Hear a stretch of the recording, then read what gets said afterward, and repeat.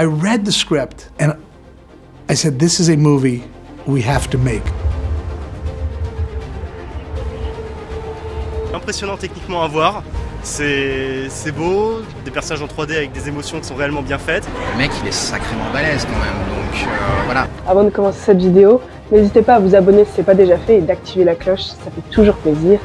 Et il est temps pour moi de vous présenter l'incroyable succès d'Avatar.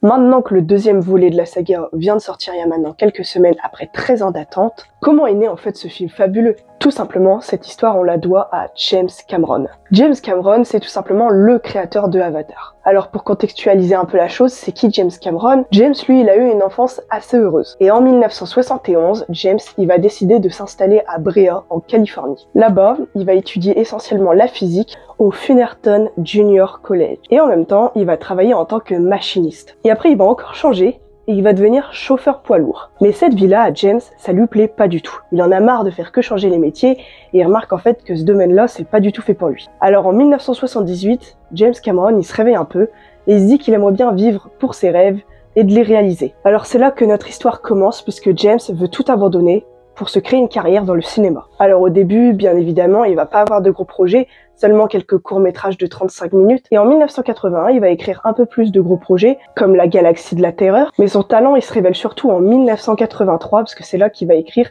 3 gros chefs-d'œuvre. Rambo 2, Alien le Retour, et enfin Terminator. Ce dernier, avec Arnold Schwarzenegger, va sortir en 1984. Et là, c'est l'explosion. Il connaît un succès inattendu au box-office, et il est même classé parmi les 10 meilleurs films de l'année. Et ce film-là, c'est ce qui va lancer sa grande carrière. James Cameron, il va prendre plus confiance en lui, et il va ensuite créer des gros projets qui sont très ambitieux et qui sont tous devenus des blockbusters. On retrouve donc Alien le Retour qui est sorti en 1986. Il est aussi devenu scénariste et réalisateur de Abyss en 1989. Il a ensuite produit et réalisé Terminator 2, puisque le premier volet avait extrêmement bien marché. Il a également fait True Lies, Caméléon en 1994, puis enfin l'un des plus gros films également, Titanic, en 1997.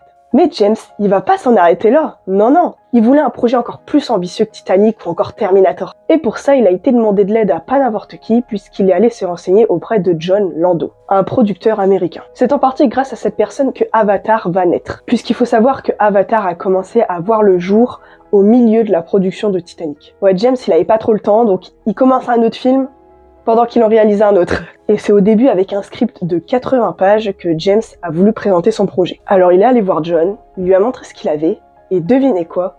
John, il a surkiffé. Pour John, c'était sans aucun doute le film de la décennie avant même qu'il ne soit produit. Et selon lui, fallait à tout prix le réaliser. Sauf qu'en 1995, les technologies elles sont pas du tout assez développées pour réaliser un film de cette ampleur. Mais ils se sont dit que pour eux, avec le temps, tout était réalisable. Ils partaient dans l'optique que rien n'était impossible, et au final, ils avaient raison. Alors en 1995, c'était impossible de commencer cette idée. Alors l'idée fut oubliée pendant quelques années, mais est toujours restée dans un coin de leur tête. C'est 10 ans après que John Landau lui-même va revenir vers James Cameron pour reparler de ce film. Les technologies à ce moment-là étaient un peu plus développées et pourraient ainsi permettre de réaliser le film et l'ambition qu'ils voulaient, transmettre des émotions. Pour ça, vous l'avez probablement déjà vu, ils vont utiliser des capteurs qui vont placer sur le visage et sur le corps des acteurs, pour rendre le film encore plus réaliste. Mais attention, leur but à eux, c'était pas de la capture de mouvement, mais bien de la capture d'émotions. Une fois que les expressions faciales étaient créées, il fallait maintenant créer le monde de Pandora, le monde mythique où vivent les Na'vi. Eh bien, ce monde tout beau qui paraît simple à créer en 3D leur a pris en fait 1 an et demi à créer. Oui, 1 an et demi pour créer la forêt, les îles flottantes, etc.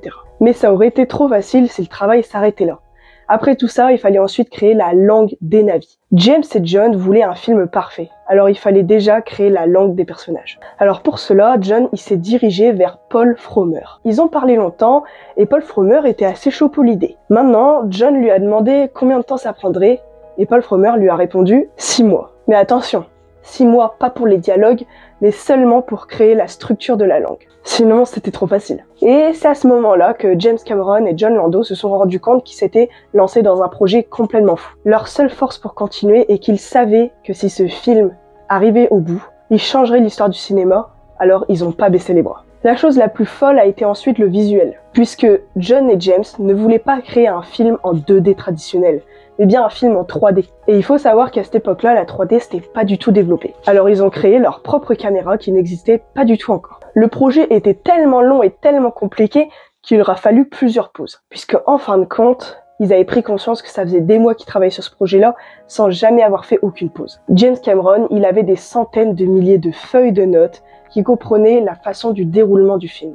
Alors il s'est dit, on va prendre une pause et on va revenir en force en 2012 pour continuer à finir le script. Une fois que leur projet était assez avancé, bien évidemment, pour une telle ampleur, il a fallu trouver un financement. Tellement que le film était cher, ils savaient que ce film aurait un certain coût, mais ils pensaient pas autant. Et personne ne s'est vraiment inquiété de cette situation, puisqu'auparavant, James Cameron, il avait réalisé Titanic et tout le monde s'était dit qu'il avait assez d'argent pour produire Avatar. Et bah finalement, c'était pas si facile que ça. Pour produire le film, James Cameron, il s'est rendu chez 20th Century Fox et après lui avoir expliqué le projet, ils ont tout simplement dit « Personne ne regardera votre film, ça n'intéresse personne des êtres bleus avec une queue qui protège une cause environnementale. » Ils ont fini par dire « C'est n'importe quoi ». C'était donc pas gagné, mais c'est pas pour autant qu'ils ont lâché l'affaire. Ils leur ont montré des croquis, des tests réalisés avec les capteurs pour voir l'aperçu des personnages, et après de multiples preuves comme quoi ce projet avait énormément de potentiel, ils ont su convaincre la production. Et petite information, malgré qu'Avatar soit l'un des films les plus coûteux du cinéma dans le monde, eh bien il a été rentabilisé en 10 jours.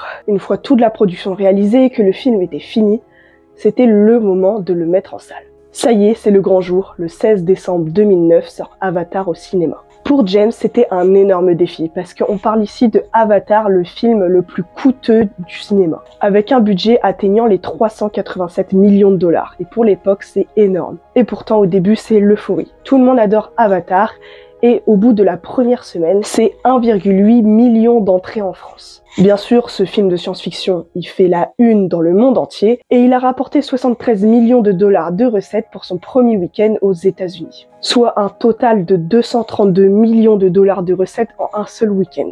Je sais pas si vous vous rendez compte, mais en 2009, c'est impressionnant. La suite, vous la connaissez, Avatar, c'est le film le plus vu au cinéma, avec plus de 2,92 milliards de dollars de recettes. Mais pourquoi ce film, il a connu un tel succès? Eh bien tout simplement parce qu'à l'époque, ce film, il proposait quelque chose juste d'éblouissant et d'innovant. Les effets en 3D étaient juste impeccables pour l'époque et permettaient aux spectateurs de s'immerger dans un monde totalement fantastique. Parmi des extraterrestres certes bleus, mais réalistes et attachants. À ce moment-là, Cameron était l'un des seuls réalisateurs à comprendre réellement l'utilisation de la 3D et de la façon dont elle peut être utilisée pour créer une nouvelle expérience pour les cinéphiles. De plus, le scénario réunissait vraiment tous les éléments pour plaire au plus grand nombre de personnes, que ce soit l'amour, l'action ou encore une morale écologique. Avatar a su séduire toutes les générations. Regardez, même aujourd'hui, Avatar ressort au cinéma et il fait encore un énorme succès. James Cameron ne voulait pas que les gens sortent de la salle en disant « c'était bien ». Il voulait que les spectateurs sortent de la salle en disant « waouh, c'était incroyable ». Et voilà, j'espère que cette petite vidéo explicative vous a plu. Pour moi, c'était un concept tout nouveau que j'ai adoré faire et que j'espère continuer. Si vous avez aimé, n'hésitez pas à liker et moi je vous retrouve dans une prochaine vidéo. Salut!